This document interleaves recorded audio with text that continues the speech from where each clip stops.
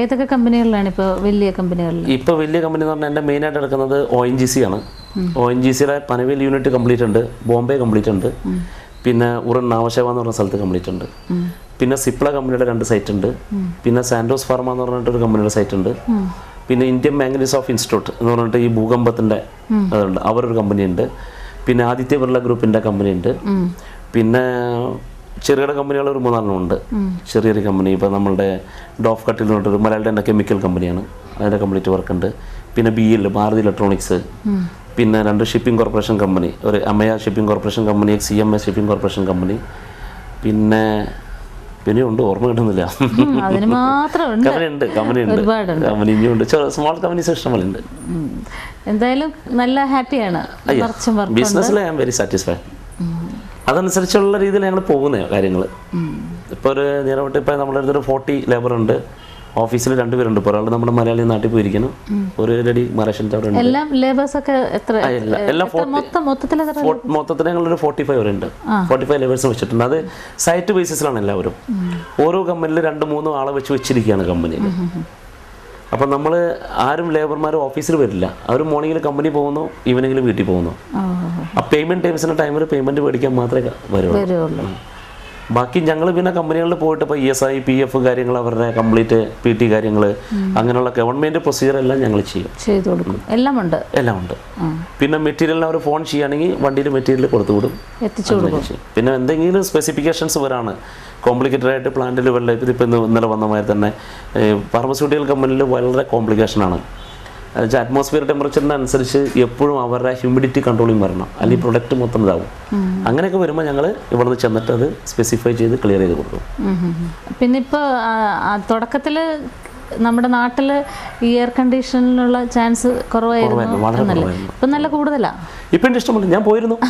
ഞാൻ കഴിഞ്ഞ ജനുവരിയിൽ ഫസ്റ്റിൽ ഞാൻ എറണാകുളത്ത് വന്നിട്ട് ഞാൻ കടവന്ത്ര നോക്കി, അമ്പലമുള്ള നോക്കി, പാലാരിവട്ടത്ത് നോക്കി, അങ്ങനെ ഞാൻ ഒരുപാട് സ്ഥലത്ത് ഞാൻ കറങ്ങി. ഒരു ദിവസം വണ്ടി എടുത്ത് കറങ്ങി. ഞാൻ ഷോപ്പ് ഇട്ട് കഴിഞ്ഞാൽ എങ്ങനെ ബിസിനസ് നടക്കും, എനിക്ക് ഇവിടുത്തെ കമ്പനികളുടെ ലിങ്ക് ഉണ്ട് അവിടെ. ഇപ്പം അമ്പലമുള്ളിൽ ചെന്നാൽ HOCHL കമ്പനിയുണ്ട്, അതുപോലെ തന്നെ ONGCയുടെ ഷിപ്പ് യാർഡിലുണ്ട്, അതുപോലെ പിന്നെ മറ്റേ BPLൻ്റെ HPCLൻ്റെ ഉണ്ട്, പ്ലാന്റ് ഉണ്ട്. അപ്പം ഇങ്ങനെയൊക്കെ പല കണക്ഷൻസ് ഉള്ളതുകൊണ്ട് ഞാൻ പോയിട്ട് ഒരു ചെറിയ യൂണിറ്റ് ഇപ്പോൾ സ്റ്റാർട്ട് ചെയ്യാം, എങ്ങനെ ചെയ്യാൻ പറ്റും, അത് ചെയ്താൽ അത് ഇവിടെ നടക്കോ ഇല്ലേ, that is the main thing. അപ്പം നോക്കുന്നത് നമ്മളുടെ അവിടെ ചെയ്ത് കഴിഞ്ഞാൽ നമുക്കത് ചെയ്യാൻ പറ്റൂല്ല എന്നുള്ളതാണ്. പൈസ ഇൻവെസ്റ്റ് ചെയ്ത് കഴിഞ്ഞിട്ട് അൺനെസറി വേസ്റ്റ് ആവണേക്കാളും നല്ലത് നമ്മൾ before we want to take the study അപ്പോൾ പോയി നോക്കും. അങ്ങനെ നോക്കി ഒരു കട ഞാൻ കണ്ടു വെച്ചിട്ടുമുണ്ട്. അധികം താമസിയാതെ കേരളത്തിൽ മീൻ ഫ്യൂച്ചർ ഇപ്പം ഇവിടെ ഒരു 23 years ആയി. ഇനി കൂടി വന്നൊരു 15 years ഇപ്പം പിള്ളേരെല്ലാം പഠിച്ചു വളർന്നു കഴിഞ്ഞാൽ ഫ്യൂച്ചറിൽ നാട്ടിൽ പോയി സെറ്റിൽ ആവണം തോന്നിയാൽ then there we want to some settlement ആവശ്യമുള്ളൂ. അതിനുവേണ്ടി ഇപ്പൊ തുടങ്ങി പ്രാക്ടീസ് ചെയ്തുകൊണ്ടിരിക്കുക, പോകുന്നുണ്ട്. അല്ലാതെയും ചില വർക്കുകൾ ഇപ്പോൾ ടെൻഡറിൽ നോക്കുന്നുണ്ട്. ഇപ്പോൾ കൊച്ചിയിൽ എവിടെയെങ്കിലും വർക്ക് കിട്ടിയ ഈ വർഷം എടുക്കാനുള്ള പരിപാടിയുണ്ട്. ടെൻഡർ ഒരുപാട് വരുന്നുണ്ട്.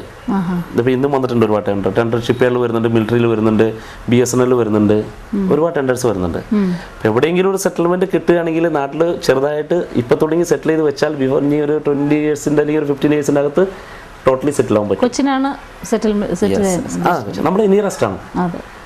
എയർപോർട്ടിൽ നിന്ന് എനിക്ക് 15 kilometer അല്ലേ ഉള്ളൂ മാളയ്ക്ക്. അപ്പോൾ അത് വെച്ച് നോക്കുമ്പോൾ കൊച്ചി ഞങ്ങൾക്ക് നിയറസ്റ്റ്. തൃശ്ശൂർ സിറ്റിയെക്കാളും കൂടുതൽ ഞങ്ങൾ പർച്ചേസും കാര്യങ്ങളും ചെയ്യുന്നത് ആലുവയിലും കൊച്ചിയിലാണ്. പിന്നെ കൊച്ചിയിൽ നമ്മുടെ ഫ്രണ്ട്സുകൾ ഒരുപാടുണ്ട്, സപ്പോർട്ട് ചെയ്യുന്ന ആൾക്കാരുണ്ട്. അപ്പോൾ ഏറ്റവും ബെറ്റർ കൊച്ചി തന്നെ ചെയ്യാന്നുള്ളതാണ്. ഇപ്പോൾ പിന്നെ ഞാൻ ഇവിടെ വന്നപ്പോൾ കണ്ടു ജോസഫ് നല്ലൊരു കീബോർഡ് വായിക്കുന്ന ആളാണ്, കലയുമായിട്ട് നല്ലൊരു കലാകാരൻ കൂടെയാണ്. ഈ തിരക്ക് ചെറുപ്പത്തിലെ കോളേജിൽ പഠിക്കുന്ന കാലത്ത് കുറെ കലയൊക്കെ ഉണ്ടായിരുന്നു. കല ഉണ്ടാകുന്ന പറഞ്ഞാൽ മിമിക്സിൽ പോയിരുന്നു, ഒപ്പന കളിക്കായിരുന്നു, ഒക്കെ ചെയ്യായിരുന്നു, എല്ലാം ചെയ്യുന്നു. ഞാൻ മാളയിൽ എല്ലാം ചെയ്തിരുന്ന ആളാ. പിന്നെ ഈ ഫീൽഡിൽ ഇറങ്ങിയപ്പോൾ ഞങ്ങൾക്ക് ഒരൊറ്റ മോട്ടം മാത്രം ഉണ്ടായിരുന്നുണ്ട്, ബിസിനസ് ഡെവലപ്പ് ചെയ്യുക. നാട്ടിൽ നിന്ന് വരുമാനം പൈസ ആയിട്ട് വരുന്നല്ലോ, ഇവിടെ വന്ന് കുറച്ച് പൈസ ഉണ്ടാക്കാന്നുള്ള ഒരൊറ്റ ചിന്തയായിരുന്നു. പൈസ ഉണ്ടാക്കാന്ന് പറഞ്ഞാൽ പൈസ ഉണ്ടാക്കാൻ പല വഴിയുണ്ട്, പക്ഷെ നമ്മളുടെ അത്രേ ഉള്ളൂ. ആ ഒരു രീതിയിൽ പോയപ്പോൾ നമ്മൾ ഒരുപാട് കഷ്ടപ്പാടുകൾ ഉണ്ടായിരുന്നു. അപ്പോൾ അതനുസരിച്ച് പോകുമ്പോൾ പിന്നെ നമ്മൾ കലാപരമായിട്ടുള്ള ചിന്ത വിട്ടിരുന്നു. പിന്നെ ഇത് കഴിഞ്ഞിപ്പോൾ ഒരു 6 വർഷമായിട്ട് ഞാൻ സ്വന്തമായിട്ട് തന്നെ കീബോർഡ് മേടിച്ച് ഇവിടെ ഇരുന്നിട്ട് നാട്ടിലേയും പഠിച്ചിരുന്നു. നാട്ടിലേൻ കൊരട്ടിയിൽ സഹരി ആർട്സ് അക്കാദമിയിൽ കുറച്ച് നാളെ ഹാർമോണിയം പഠിച്ചു. ഇത് കഴിഞ്ഞ് ആ മാഷ് മാറി കഴിഞ്ഞപ്പോൾ പിന്നെ അയാൾ വന്ന് കീബോർഡ് കുറച്ച് പഠിപ്പിച്ചു. അപ്പോഴേക്കും നാട്ടിലേക്ക് ഇവിടേക്ക് വണ്ടി കയറി. അപ്പോൾ ടച്ച് വിട്ടുപോയി. പിന്നെ ഞാൻ ഇവിടെ വന്ന് സ്വന്തം വർക്ക് ചെയ്ത് സ്വന്തം കീബോർഡ് മേടിച്ച് സ്വന്തം മാഷ വീട്ടിലിരുത്തി 2000 റുപ്പീസ് സാലറി കൊടുത്ത് ഞാൻ കീബോർഡ് പഠിച്ചത്. മാഷ് ഇവിടെ വരും. ഒരു സമയത്ത് പാടിയിരുന്നു, ഇപ്പൊ പറ്റില്ല. ഇപ്പൊ ഈ ഫീൽഡിലൊക്കെ ഇറങ്ങി ഒച്ചമൂളൊക്കെ കഴിഞ്ഞപ്പോ പോയി. എന്നാലും അത്യാവശ്യം പള്ളിയിലൊക്കെ പാടുമായിരുന്നു, കയറിൽ പാടും. അല്ലാണ്ട് മറ്റേ പാട് പോയില്ല. എന്ന് വെച്ചാൽ ഇപ്പൊ എന്ന് വെച്ചാൽ മൊത്തം സെറ്റപ്പ് ചേഞ്ച് ആയില്ലേ.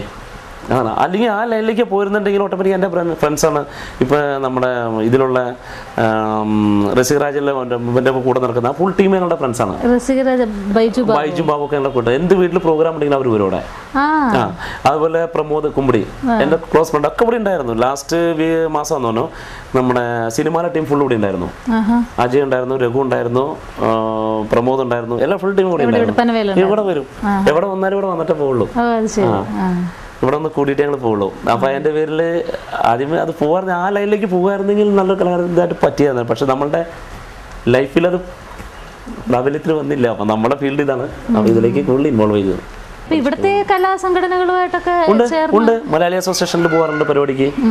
അത്യാവശ്യം ചില നാടകങ്ങൾ കളിക്കാനും മറ്റേ മിമിക്സിൽ നല്ല പരിപാടികളൊക്കെ ഞങ്ങൾ പള്ളിയിൽ ചെയ്യുന്നുണ്ട്. അല്ല, മിമിക്സ് എന്ന് പറഞ്ഞാൽ നമ്മൾ മറ്റേ എല്ലാവരോടും കൂടിയിട്ട് ജസ്റ്റ് പള്ളിക്ക് വേണ്ടി മാത്രം ഒരു കലാപരമായിട്ട് അത് അവിടെ നിന്ന് ഇവിടെ നിന്നൊക്കെ ഞാൻ കൊണ്ടുവന്നിട്ട് ടി വിയിലിട്ടിട്ട് ഞാൻ കുറച്ച് എഡിറ്റ് ചെയ്തെടുക്കും. കുറച്ച് കലാഭവനിൽ നിന്ന് എടുക്കും, കുറച്ച് മറ്റവരെടുക്കും. എല്ലായിടത്തും ഞാൻ മിക്സ് ചെയ്തിട്ട് കമ്പ്യൂട്ടറിലിട്ട് മിക്സ് ചെയ്തെടുത്തിട്ട് അത് കൊണ്ടുവന്ന് പള്ളിയിൽ വെച്ചിട്ട് ഞങ്ങൾ തന്നെ ഇവിടെ കുറച്ച് കാരണന്മാരോട് പഠിച്ചിട്ട് പ്ലേ ചെയ്യും. അത് CD കൊടുത്തിട്ട് ഞങ്ങൾ ആക്ഷൻ കൊടുക്കും. അപ്പോൾ അതിൻ്റെ ക്ലാരിറ്റി കിട്ടുള്ളൂ. അങ്ങനെ ചെയ്യുന്നുണ്ട് ഞങ്ങൾ. അത് എല്ലാ വർഷവും ഇവിടെ പള്ളിയിൽ ഞങ്ങൾ പ്രോഗ്രാമിലും ചെയ്യാറുണ്ട്. ഉണ്ട്.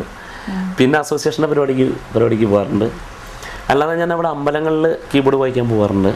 അമ്പലങ്ങളിൽ ഇവിടുത്തെ അമ്പലം എന്ന് പറഞ്ഞാൽ നമ്മുടെ അയ്യപ്പ അമ്പലത്തിൽ അയ്യപ്പ ഗീതങ്ങൾക്കുണ്ട്. അതുകൂടാണ്ട് ഭജൻ പരിപാടിക്ക് പോകുന്നുണ്ട്. ഭജൻ എന്ന് വെച്ചാൽ ഈ കർണാട്ടിക് ഷെട്ടിയുടെ പ്രോഗ്രാമാണ്. അപ്പോൾ ഈ ഷെട്ടിക്ക് കർണാട്ടിക് സംഗീതങ്ങളാണ്. പക്ഷെ അവരത് ലിസ്റ്റ് തരും. ഫസ്റ്റ് ഗണപതി, ശിവ, പാർവതി, പിന്നെ അയ്യപ്പ, അങ്ങനെ എല്ലാം തരും. അതനുസരിച്ച് നമ്മളൊരു മാഷുണ്ട് ഇവിടെ. പുള്ളി ഓൾ ഇന്ത്യ റേഡിയോയിൽ കോഴിക്കോട് വർക്ക് ചെയ്തിരുന്നതാണ്. അപ്പോൾ ആള് കൂടെ ഉണ്ടാവും. അപ്പോൾ ആള് ഓരോ പാട്ടിന് രാഗം പറഞ്ഞു തരും. അപ്പോൾ ആ രാഗം അനുസരിച്ച് നമ്മൾ കീബോർഡിൽ ഇത് കൊടുക്കണം. പുള്ളി തബലയിലിരിക്കും.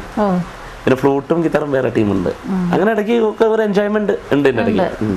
Just for time pass. അതിൽ കൊണ്ട് വെച്ചാൽ പ്രത്യേകത എന്ന് വെച്ചാൽ I got a lot of relaxation. ബിസിനസിന്റെ എന്ത് ടെൻഷൻ ഉണ്ടായാലും നമുക്കത് റിലീഫ് ആവും അതിനകത്ത്. ആ ഒറ്റ ഇങ്ങോട്ടേ ഉള്ളൂ. പിന്നെ ചാരിറ്റി ആയിട്ട് ഒരുപാട് കാര്യങ്ങൾ പോകുന്നുണ്ട്. ചാരിറ്റിയാണ് കൂടുതൽ നടക്കുന്നത്. അത് നമ്മുടെ ക്രിസ്ത്യൻസ് കേരളീയർസ് മാത്രമല്ല, ഇവിടുത്തെ മറാഠീസും ചെയ്യുന്നുണ്ട്. മറാഠി ക്രിസ്ത്യൻസിൻ്റെ ക്രിസ്ത്യൻസ് ഹിന്ദുസ് എല്ലാവരും ഉണ്ട്.